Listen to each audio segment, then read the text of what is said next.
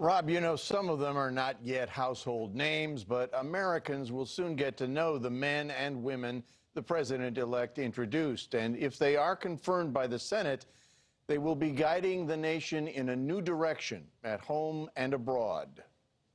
President-elect Biden's introduction of his team also served as a tacit rebuke to the Trump administration's America First policies. It's a team that reflects the fact that America is back, ready to lead the world, not retreat from it. Secretary of State designate Antony Blinken said U.S. foreign policy under the Biden administration would be guided by humility and confidence. Humility because, as the president-elect said, we can't solve all of the world's problems alone. We need to be working with other countries. We need their cooperation.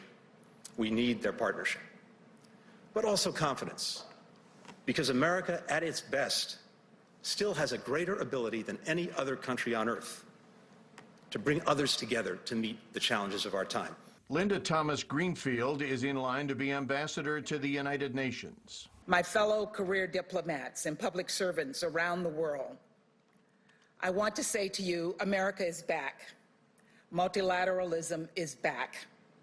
Diplomacy is back. All of the nominees are Washington veterans, most with ties to past Democratic administrations under Bill Clinton and Barack Obama.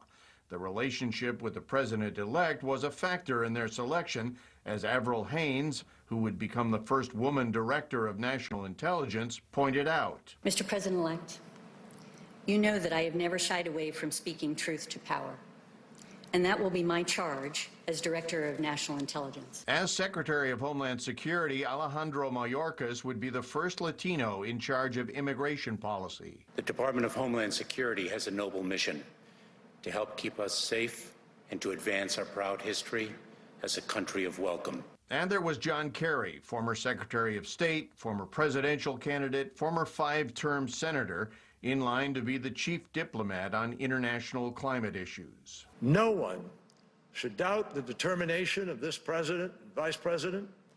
They shouldn't doubt the determination of a country that went to the moon, cured supposedly incurable diseases, and beat back global tyranny to win World War II.